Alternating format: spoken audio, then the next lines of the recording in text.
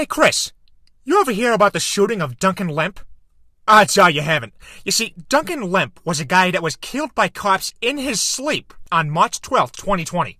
Around 2 months later, George Floyd is apprehended on the streets and killed by police as well.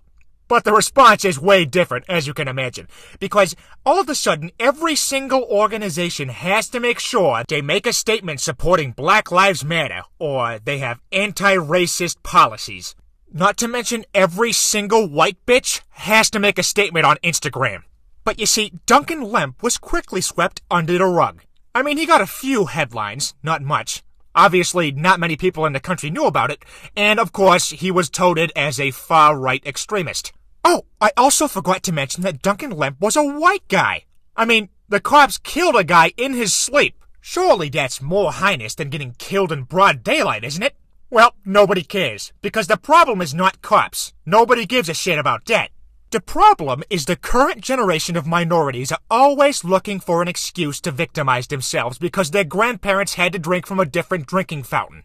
Rather than hold the government accountable for its increasing tyranny, the media has brainwashed the population to use racial injustice as a scapegoat. Ain't that something, Chris?